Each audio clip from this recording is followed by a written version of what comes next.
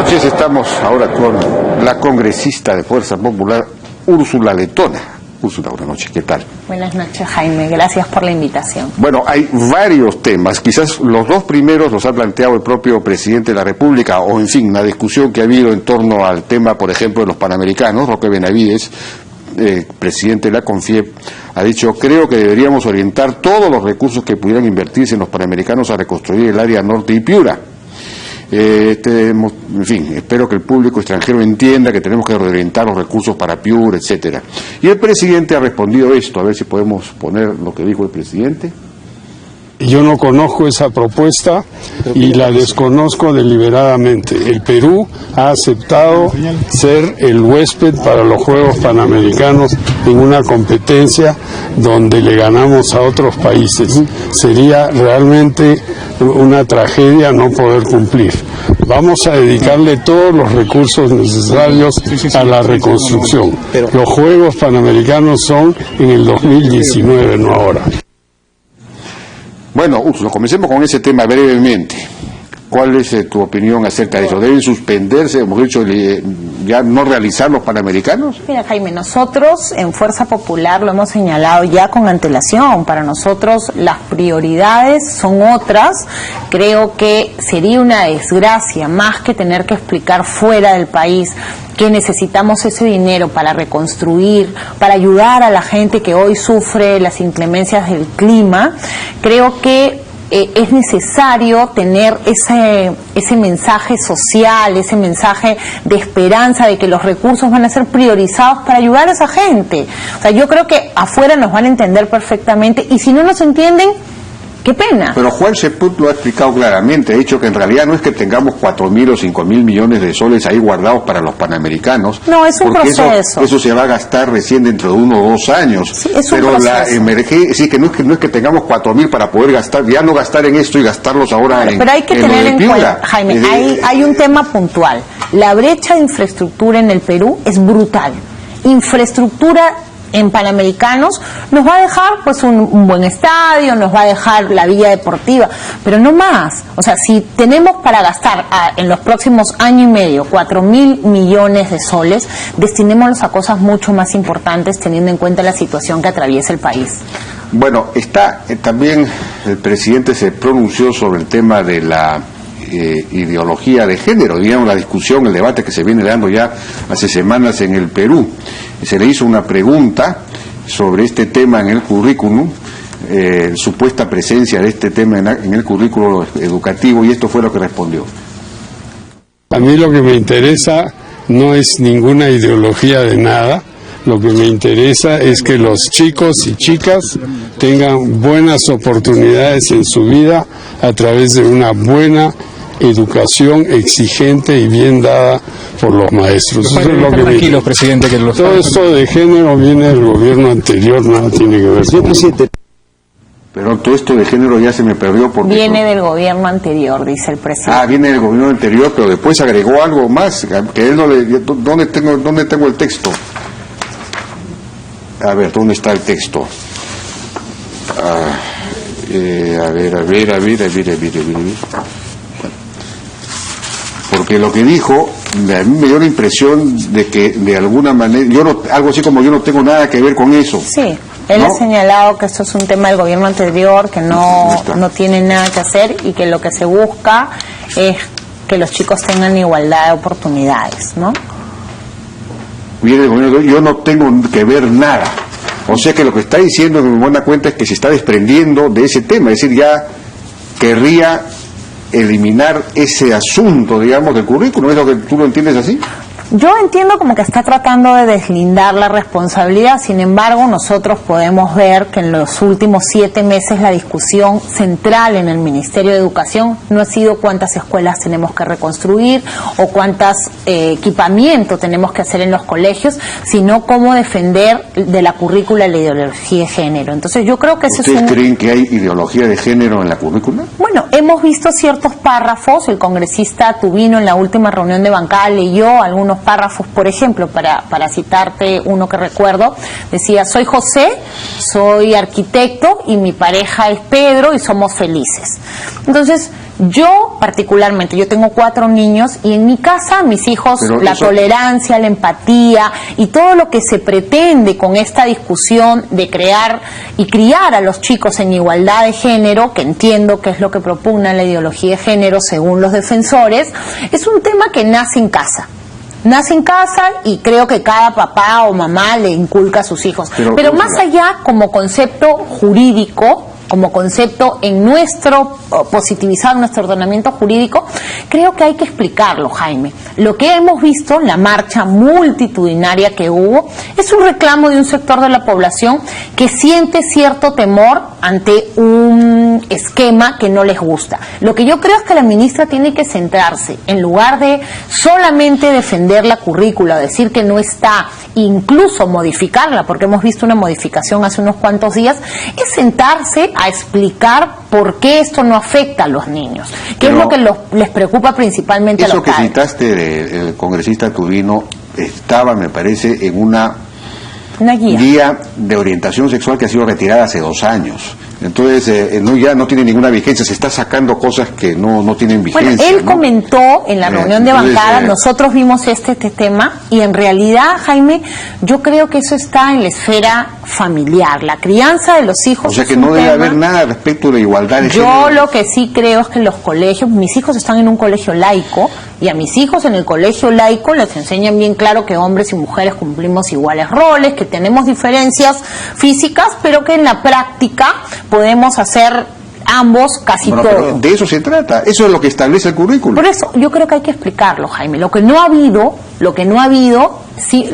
en este proceso es sentar a las partes y consensuar. Cuando tú haces política pública, y esto es una política pública, las políticas públicas tienen que tener consensos y tienen que tener una etapa de prepublicación y de difusión, porque si no sucede lo que ha sucedido, que la gente sale a reclamar en las calles y el gobierno retrocede, que es el peor de los esquemas. Cuando hacemos política pública hay que mantenernos, hay que generar consensos. Fue publicado y hubo, según el Ministerio, 50.000 aportes, 50.000 comentarios sobre este asunto en la página web. Pero al parecer no ha sido suficiente. Y ahí eso voy con la crítica. Entonces, ¿ustedes piensan que se debería modificar, derogar Bueno, ustedes han derogado decretos legislativos sobre ese tema.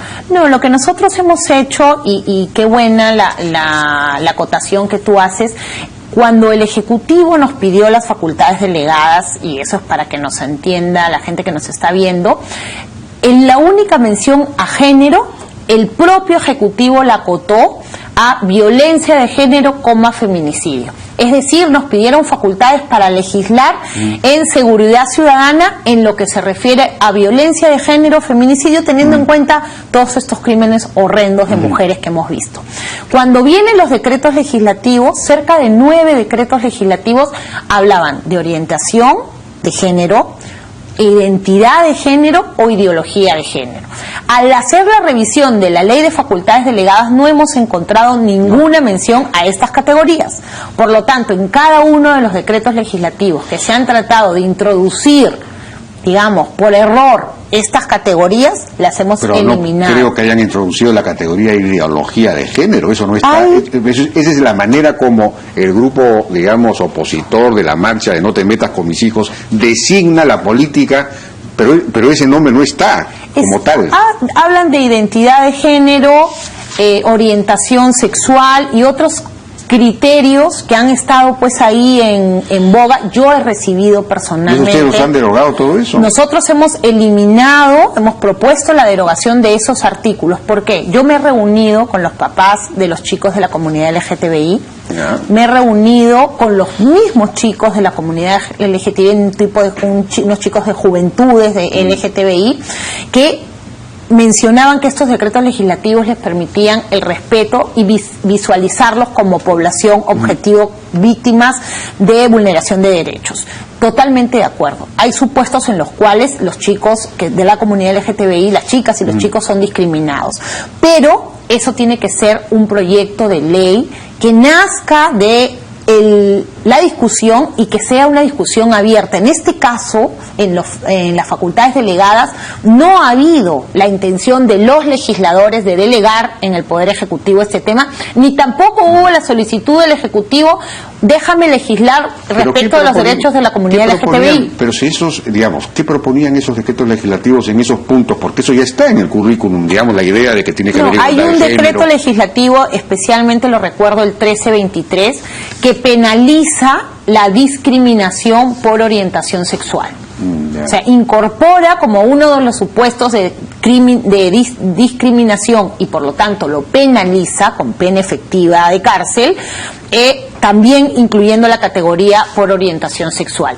Entonces, eso no ha sido materia de facultades delegadas y yo estoy de acuerdo en que haya una penalidad también, porque es verdad que la población LGTBI existe en el país, que tienen derechos y que tenemos que respetarlos, pero eso tiene que ser tramitado en una ley, no puede ser en el marco de facultades delegadas porque no son parte de las facultades delegadas. Hay un proyecto en el Congreso para, en buena cuenta, derogar el currículum por el tema de la supuesta ideología de género que no está. Hay dos. ¿Ustedes van a apoyar ese proyecto? Nosotros, en temas tan sensibles, Jaime, hay dos proyectos, uno es del congresista Lescano, sí, y el otro es de una congresista de nuestra bancada, la congresista Nelly Cuadros. Nosotros vamos a discutir el tema como siempre y tomaremos posición cuando este tema ya salga de la comisión dictaminadora y vaya a ir al pleno, que son los momentos en los cuales nosotros nos sentamos y discutimos la posición como bancada. De acuerdo, todavía no. Bueno, hablando de temas de discriminación, abuso y en fin, algo que de alguna manera ha movido mucho a la opinión pública, que ha sido la posición de Kenji Fujimori en todo en torno a la decisión de Fuerza Popular de no investigar en el Congreso el caso Sodalicio, es decir, las violaciones, los abusos cometidos en el Sodalicio. Tuvo un pronunciamiento, un tuit tremendo, Kenji Fujimori, que ocasionó una cierta, un cierto cambio en la decisión de la bancada, pero en realidad no fue un cambio importante porque finalmente el Congreso no va a investigar, sino que se le ha pedido a la Defensoría que investigue.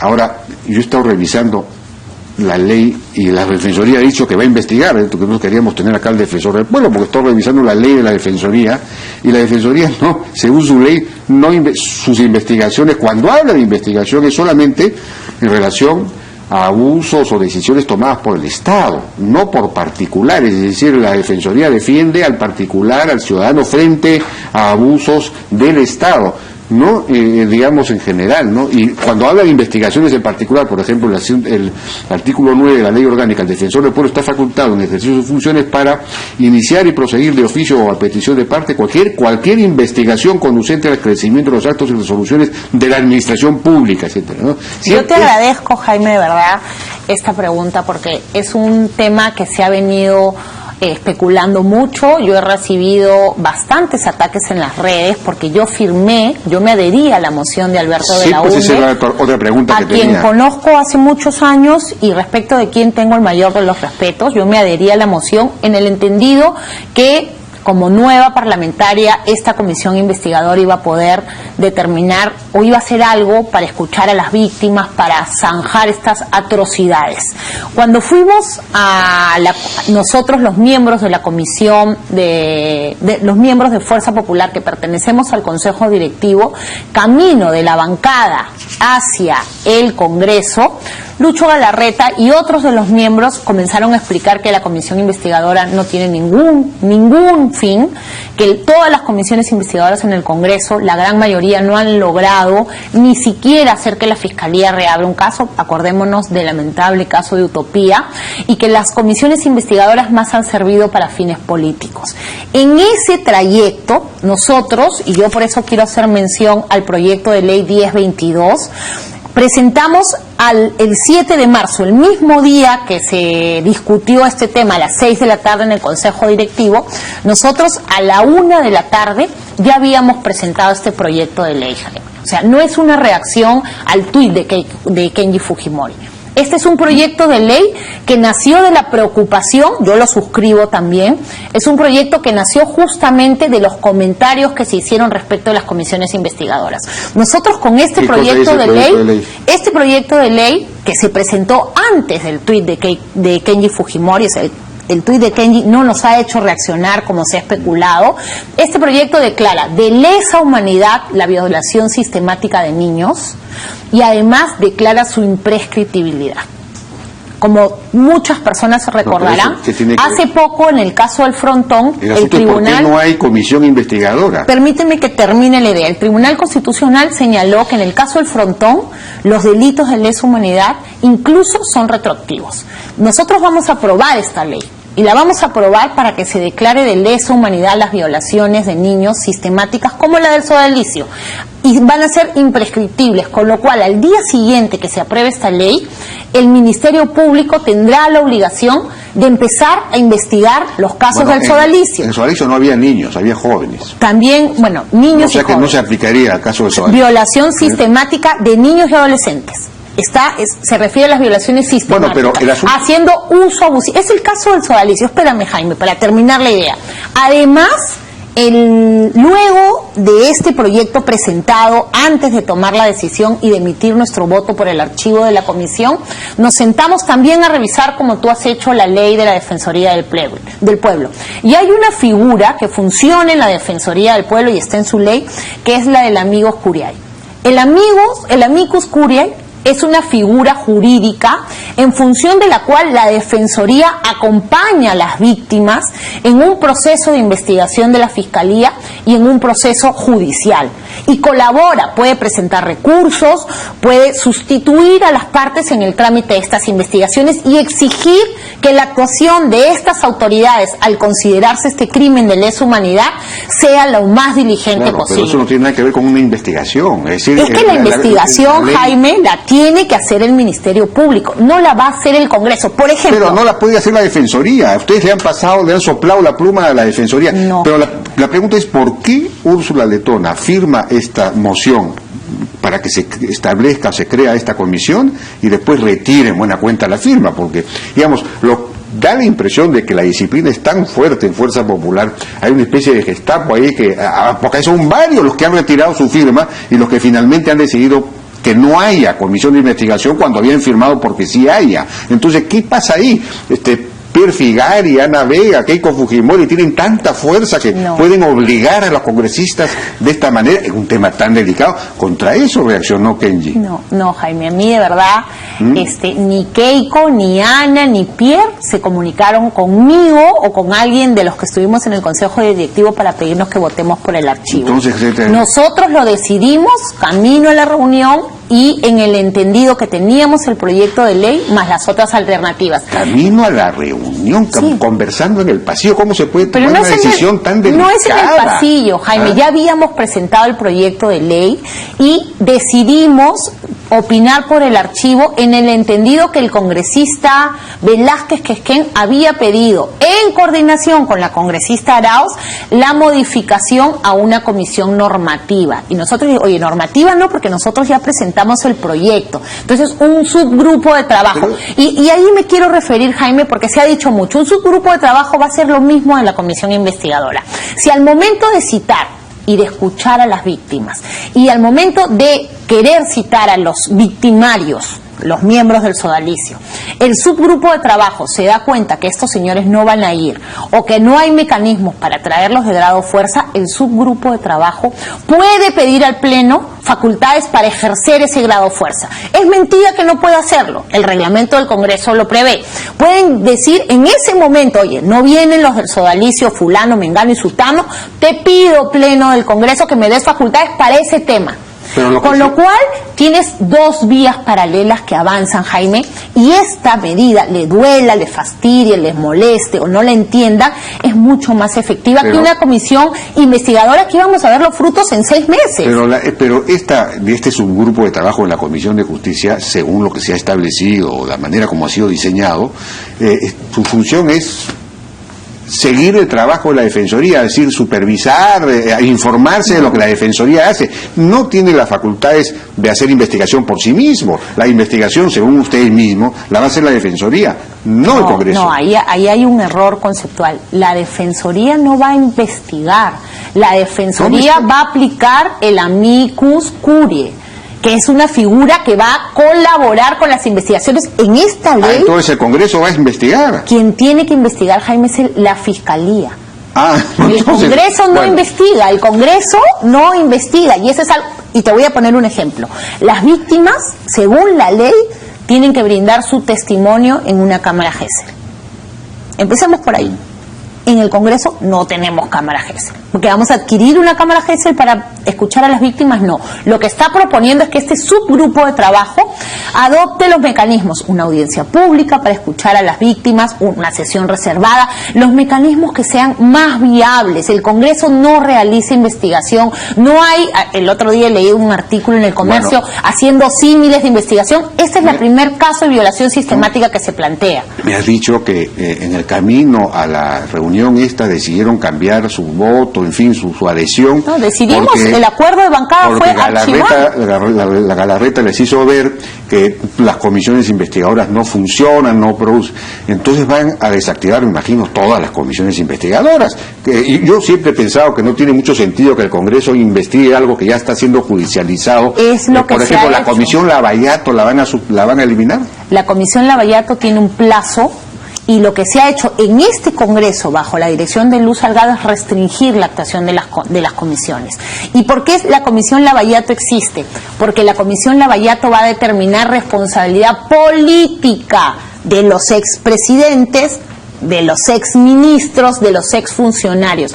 Esa es la razón de ser de la Comisión Lavallato. En la Comisión Investigadora del Sodalicio no hay responsabilidad política, hay responsabilidad penal. Y el titular de determinar la responsabilidad penal es el Ministerio Público, no el Congreso. O sea, aquí no hay espíritu de cuerpo, ni se ha tejido toda una teoría de que Pierre Figari es primo del señor Figari que está en el Vaticano. Eso es falso. Bueno, y lo hemos dicho. El tuit de Kenji menciona, por ejemplo, eso, el tema de un presunto abusador sexual. El tema Figari no fue debatido.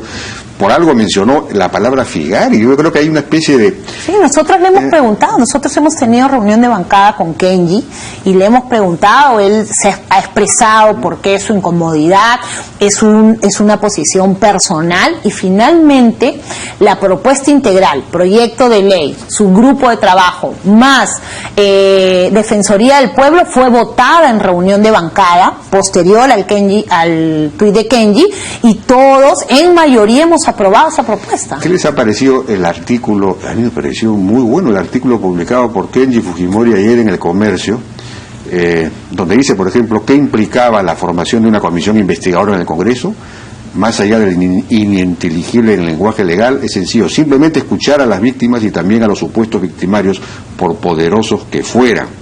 Se va a hacer, Jaime, y se lo hemos explicado. Se va a hacer en el Congreso. Se puede escuchar a las víctimas en el subgrupo, se formarán las audiencias y se llamará a los victimarios. No querrán venir en ese momento. El subgrupo podrá pedir potestad de comisión investigadora y se les traerá de grado fuerza.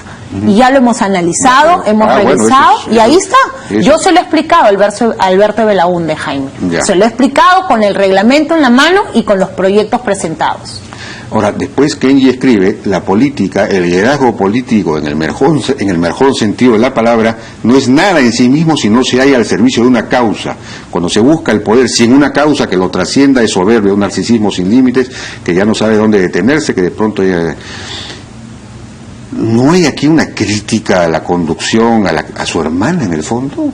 ¿Ah? No, es decir, como que si en Fuerza Popular o su hermano hubiese perdido la idea de para qué está en política, no es simplemente para controlar las cosas, sino para... Jaime, hay una causa, hay una finalidad. Nosotros hemos entrado... Es extraordinario, esto es otra cosa. Es un artículo bueno. Nosotros hemos entrado en política definitivamente para trascender. Yo dejo todos los días con mucha pena a mis 4 hijos en mi casa, me encantaría quedarme con ellos y disfrutarlos, y voy a trabajar todos los días al Congreso. Y estoy segura que Pocos peruanos en el Perú trabajan tanto como Keiko para sacar adelante políticas públicas. Ella participa en todas las reuniones de bancada y estoy segura que su liderazgo trasciende. Y lo dicen los votos. O sea, su liderazgo trasciende y Kenji reconoce el liderazgo de Keiko y estamos trabajando juntos. O sea, esto definitivamente no nos ha partido ni nos ha separado, ha originado que haya una discusión sobre el tema en la bancada, respecto de la cual le hemos dado por zanjada, y Kenji sigue ahí con nosotros. O sea, ahora, nosotros no desconocemos el liderazgo de Keiko y yo lo siento más presente que nunca. Bueno, de acuerdo, pero ha habido declaraciones, por ejemplo, de Héctor Becerril muy fuertes contra Kenji, diciendo que él no va nunca a las reuniones, o va muy poco a las reuniones de bancada, no participa. ¿Es verdad eso? Él participa poco, es verdad. Por ejemplo, yo nunca he faltado a una reunión de bancada, nunca.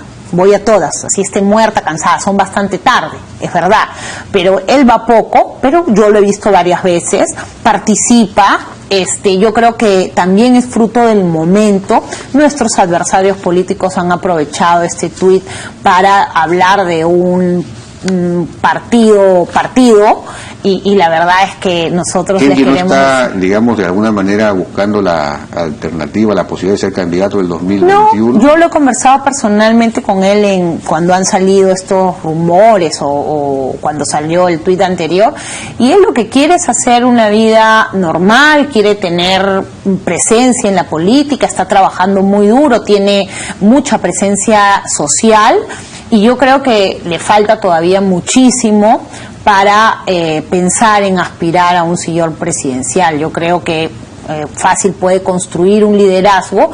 Hoy nosotros reconocemos a la líder del partido en Keiko y el liderazgo que ella ejerce. Ahora, este no ha sido el único tema en el que Kenji ha sentado de alguna manera una línea, por ejemplo en el asunto de la creación del Senado, el restablecimiento de la bicameralidad. Él publicó un artículo también en el Comercio sobre eso, con lo cual después Luz Salgado también dijo sí, eso sería muy bueno. De alguna manera sirvió para que el fujimorismo, que se oponía siempre a esa idea, reformulara su tesis sobre ese punto. Nosotros, Jaime, y creo que esta nueva ola de congresistas que hemos entrado, también hemos hablado del tema de la bicameralidad como una opción de perfeccionar las leyes que emitimos.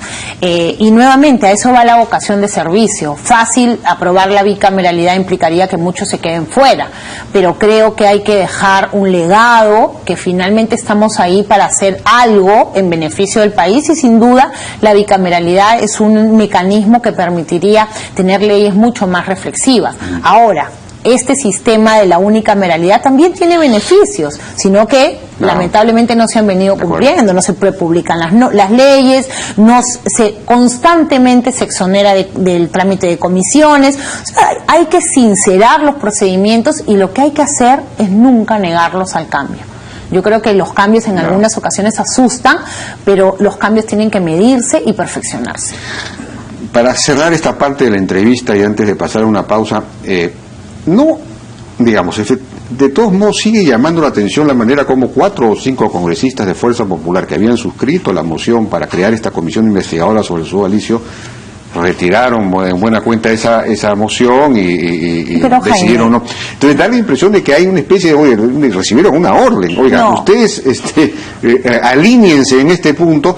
No hay una especie de disciplina. Es bueno hay que haya disciplina, que haya disciplina, desde luego. Pero no es una cosa así de tipo en este tema en específico no recibimos ninguna indicación, no había decisión de bancada, y lo que hicimos fue los que estábamos en el consejo directivo ponernos a debatir, y es verdad, Lucho Galarreta fue el que dio los datos, porque es un parlamentario que tiene 3 periodos y que nos comentaba, pero yo le pregunté a Lucho, pero pues yo estaba convencida de que la comisión investigadora podía hacer un trabajo efectivo y dejar de ser solamente un circo como lo ha sido en determinados casos, como la megacomisión o estas que se gastaron 7 millones de soles. O sea, yo le pregunté y Lucho, nunca. Y entonces vinieron otros congresistas y no hubo ninguna orden, ninguna consigna, ni el Telegram, ni el WhatsApp, ni los mensajes de Paloma. No vino nada y fue una decisión personal que hoy que hoy, Jaime, permíteme... ¿Cómo le llama el grupo? ¿Cómo le llaman al grupo de WhatsApp? Tenemos varios. No, pero el famoso que salió, pues yo no estoy en ese grupo. No, yo no estoy en ese formas grupo. parte del núcleo. No, yo no estoy en ese. Ese grupo es la mesa directiva y los voceros. Yo no estoy en ese grupo. Y te digo, para mí, el momento reflexivo de ir al voto por el archivo de la comisión investigadora fue una decisión estrictamente personal, luego de evaluar la alternativa que significaba este proyecto de ley. Yo no he escuchado a los medios hablar de este proyecto de ley. Este proyecto de ley es importantísimo porque desterra la oportunidad, que alguien, o sea, algún grupo abusando de poder pueda cometer violaciones sistemáticas contra niños y adolescentes, que es finalmente con lo que todos tenemos que luchar. Vamos a hacer una pausa. Regresamos.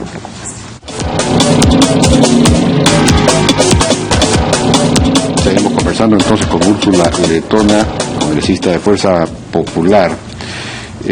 Rápidamente, ¿en qué quedó el tema de la reelección de los alcaldes y gobernadores, o por lo menos de los alcaldes? Es decir, remodificar la Constitución en ese punto, que fue un asunto planteado por Fuerza Popular y que mucha gente reclama, en realidad, otros quizás no, pero, por ejemplo, todavía estaba hablando con alguien, un miraflorino, me decía, ¿cómo es posible? Yo quisiera que se pudiera reelegir pues al alcalde de Miraflores, porque es decir, los buenos alcaldes deberían poder ser reelegidos y en cambio los malos pues no van a ser reelegidos. Sí, yo creo que el voto es un mecanismo eficaz para reelegir o no alcaldes. Sin embargo, mira, al iniciar la legislatura yo presenté un proyecto de ley que implicaba efectivamente la opción de tener una reelección por un solo periodo a partir de las elecciones del 2018, en el entendido que tanto OCDE como los organismos que están trabajando la reforma electoral dicen que cualquier cambio tiene que ser con antelación un año. Presenté el proyecto y así hay otras 4 iniciativas en mi bancada al menos para ampliar el periodo de los alcaldes, prohibir la reelección, otro para la reelección inmediata y otros para que no haya reelección. Entonces yo creo que eso va a tener que ser definido, como siempre lo hacemos en una reunión de bancada, cuando alguno de los proyectos tenga dictamen. Hasta el día de hoy ninguno de los proyectos tiene dictamen, así que estamos esperando. Nosotros siempre tomamos la decisión antes de que ingrese al Pleno, porque los dictámenes nos dan más o menos las luces sobre cuál es el mejor. El dictamen lo tiene que hacer la Comisión. El dictamen lo hace la Comisión de Constitución. De Constitución. Entonces, si el dictamen de la comisión dice, oye, este proyecto... Yo estoy en la comisión de Constitución. ¿Por qué no hacen el dictamen? Porque hemos estado bastante atareados con los decretos legislativos. Ya hemos terminado en el subgrupo de trabajo, hemos analizado los 112 decretos legislativos. ¿Ya terminaron los 112? El subgrupo ya terminó. ¿Cuántos han sido derogados? Han sido derogados en el subgrupo 1, que es el del INEM. 33 han sufrido modificaciones o derogaciones expresas en un determinado artículo y 66 han pasado, digamos, intactos. De acuerdo. Y en la Comisión de Constitución va a haber una segunda revisión donde se van a analizar otros dictámenes que he emitido yo en minoría respecto de otros temas que consideramos importantes observar, ¿no? Un asunto que está levantando mucha preocupación es la interpelación a Martín Vizcarra este jueves. Había un pronunciamiento incluso de 3 gobernadores regionales, el de Cusco, Apurímac y Arequipa, defendiéndolo, diciendo que esto además podría afectar pues la estabilidad política y económica, porque evidentemente si se censura a Martín Vizcarra, bueno, ya en este momento parece que los funcionarios no están firmando nada, entonces parte de la parálisis que hay tiene que ver con el hecho de que nadie sabe si puede firmar o no puede firmar, en fin, ya la cosa sería terminal en ese sentido. ¿Cuál va a ser la posición finalmente de Fuerza Popular en esto? ¿Hay ánimo de censurarlo o, digamos, existe la posibilidad de la censura o no? El acuerdo de la bancada ha sido la interpelación. Nosotros vamos a escuchar al ministro Vizcarra con el mayor de los respetos, que es uno de los temas que hemos resaltado algunos de los congresistas en la reunión de bancada, la necesidad de preguntas informadas, con absoluto respeto a la investidura del ministro, con 0 especulaciones, debidamente sustentados.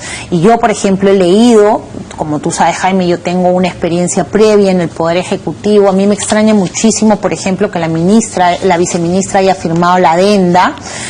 cuando siempre la firma la línea, o sea, los directores de línea, y esto es parte de lo que tú explicas de esta parálisis estatal que tenemos hoy en la administración pública, y es básicamente derivada de Odebrecht. Sí, pues. No se produce con el caso Chinchero. Chinchero es una raya más al tigre, pero Odebrecht nos ha parado literalmente el país.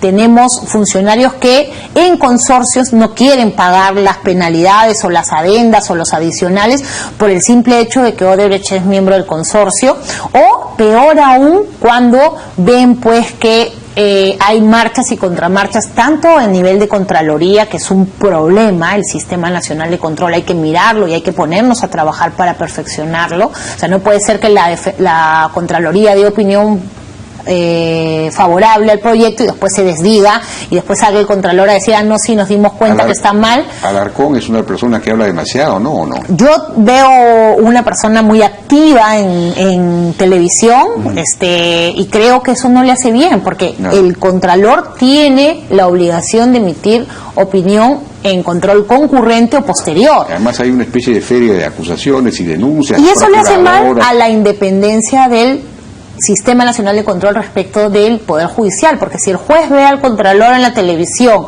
acusando ya previamente a los funcionarios y que habría hechos irregulares, ya está adelantando opinión, y la determinación de responsabilidades le compete al Contralor. Entonces, ese es el primer problema. Y el segundo es este sistema perverso que tiene el Sistema Nacional de Control de equivócate, acá estoy.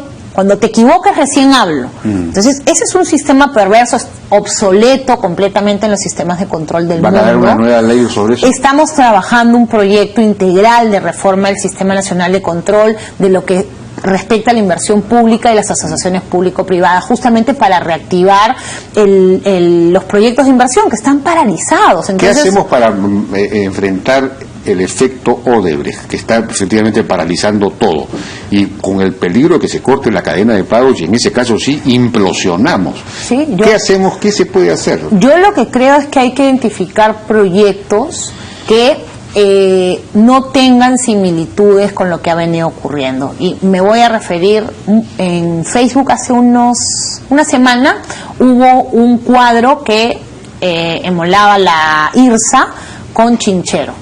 Es decir, un proyecto que tuvo una adenda con un informe favorable a la Contraloría, después se deshicieron, un contrato mal hecho, funcionarios de igual rango metidos. Entonces yo creo que lo que hay que identificar es proyectos donde tanto los funcionarios públicos como los privados recuperen la confianza. Yo creo que acá tiene que haber un liderazgo de parte del presidente de la República en los inversionistas para que crean nuevamente en el Estado y en el aparato estatal, para que empiece a activarse la revisión, pero sin cuestionamientos de ningún tipo. Pero los consorcios en los que está Odebrecht y otras empresas brasileñas tampoco, y peruanas, tampoco podemos dejar que se paralicen. Digamos, hay que hacer algo. Nosotros ahora justamente nos toca revisar el decreto. Yo recuerdo el mensaje de Keiko Fujimori sobre eso cuando recién se desató este tema, que precisamente decía eso, que no... Que nosotros había que queremos que el gasoducto se ejecute. Nos parece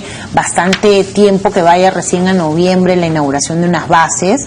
Yo creo que ahí hay que crear, ahí tiene que salir el equipo de lujo a aprobar esto en más corto tiempo, y sobre todo, Jaime, poder dar el marco jurídico, un marco jurídico especial. Yo lo esperé en las facultades delegadas y no lo hubo, de promoción de proyectos de infraestructura, donde la Contraloría se siente como veedor y empiece a hacer control concurrente. Es la única forma de que empecemos a reactivar proyectos importantes para el país y que empecemos a destrabar otros. Bueno, hay esta decisión de la Comisión de Constitución que se aprobó entre aplausos, según he leído en Expreso, que modifica el artículo 87 del Decreto Legislativo 1149 sobre la renovación de cuadros excepcional, sin deroga la renovación de cuadros excepcional que había sido establecida en la Policía Nacional, que había sido establecida con la finalidad de poder llevar a cabo un proceso de depuración, que es absolutamente fundamental si queremos, tener una policía que pueda realmente actuar para disminuir los niveles delincuenciales, no estar mezclada con mafias, etcétera.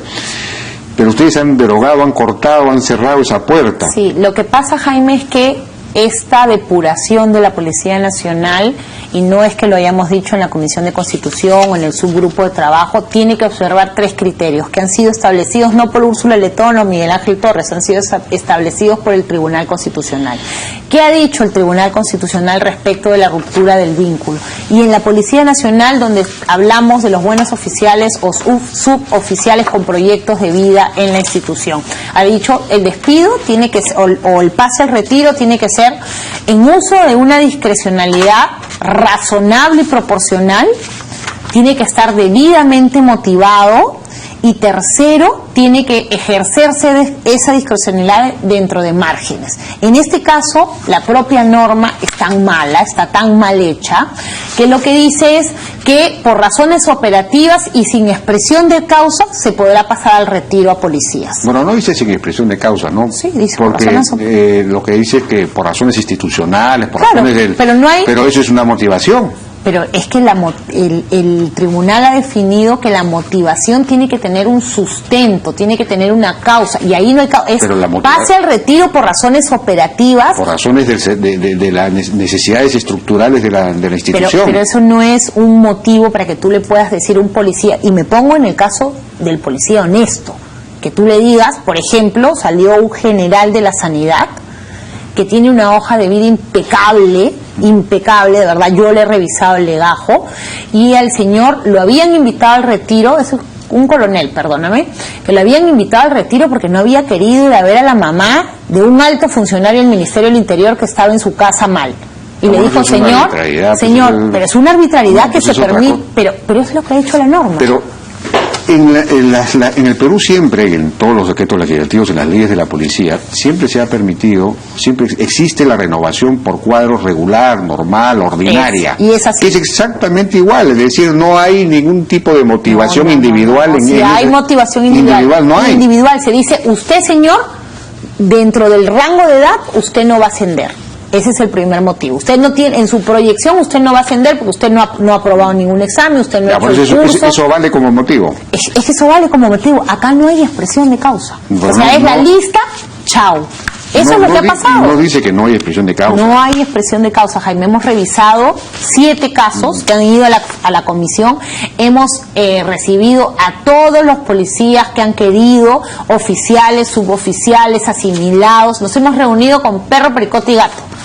Porque, por ejemplo, en Colombia, yo lo que digo es que aquí debería haber pues un acuerdo político, ¿no? Porque aquí lo que ha pasado es que como todos los congresistas quieren satisfacer de alguna manera, hacer clientelismo con los policías, por eso aplaudieron, claro, porque para los policías entonces ya van a votar, entonces, pero todos, incluso hasta creo que los de la propia bancada del gobierno, pero no podían quedarse atrás, pero también quieren el voto de los policías. Y ahí estaba Gino Costa, por ejemplo, que ha sido ministro del Interior. Bueno, o sea, pero por eso pues, eso no se trata de, en mi caso, a ver, yo voy a hablar por mí, en mi caso, yo soy abogada. Mis preceptos constitucionales no los define solamente una lectura de la Constitución, los define el Tribunal Constitucional y hay N sentencias respecto a estos casos. Y lo que te dice es expresión de causa fundamentada. Tiene que haber un motivo que tú le... Oye, por razones operativas te vas a ir, es un proyecto de vida. Es una persona que ha entrado a los 18, 19 años y que ve interrumpida su pase a la cúspide de la carrera policial. ¿Cómo hacemos para los casos? ¿Qué se hizo en Colombia? Eso iba. Bueno, ¿Qué se hizo? En Colombia hubo un acuerdo político, se retiraron a todos los policías que estaban inmersos en investigaciones penales por robo, por delitos contra la libertad sexual, por abuso de autor, N supuestos que se establecieron en este acuerdo político y se fueron. No, pero el nivel de discrecionalidad era altísimo, mucho más alto que el que por se supuesto, establece acá en la... Es peor, porque Entonces, me olvido del debido proceso, me olvido de la presunción de inocencia. Fue un acuerdo político. Pero fue un acuerdo político, acá no ha habido ningún acuerdo político, se ha metido esto de contrabando. De acuerdo, debería haber un acuerdo político. Debería haber un acuerdo político, es decir, todos los policías que tienen proceso penal, chao. Y no solamente la clase política, Jaime, porque esto tiene que comprender al Poder Judicial, que finalmente que los reincorpora. Así es, acá, así es. eso se hizo en Colombia, hubo un acuerdo de la Corte Suprema, esos casos no fueron a ningún Pero sitio. no solamente los que tienen denuncia, porque hay muchos casos en los que no se puede probar, no hay pruebas, pero se sabe que esta persona está... Entonces hay indicios, pero no hay pruebas. Pero entonces el grueso, no pueden... Jaime, el grueso de los policías que están inmersos en temas de corrupción ya tiene una denuncia. Y el segundo tema que también omite groseramente este decreto legislativo es el acceso a la carrera policial. O sea, no pretendemos solamente depurar y que sigan ingresando en las condiciones en las que están, sino que tiene que haber una reforma de la escuela, de la currícula. Eso lo están, pero tampoco lo están haciendo. Y esta es la ley de la carrera policial. Entonces, a mí sí me extraña... Son 4 decretos legislativos. Carrera policial, el tema de seguridad ciudadana, el tema del Mininter y uno más. Y en ninguno se limita el acceso. O sea, si tienes antecedentes penales... No necesita ley, pues. Es parte el acceso a la carrera policial está regulado en una ley. Y de verdad a mí me sorprende porque se supone que el señor Basombrío y su equipo son expertos opinólogos del tema y sin embargo en ese aspecto no han dicho nada cuando ese es el grueso del problema. Es cómo dejas que delincuentes o posibles delincuentes ingresen a la carrera policial. Bueno, Úrsula Letona, muchísimas gracias por tu participación, Jaime. En la Hora N. Fue la congresista de Fuerza Popular. Vamos a una pausa.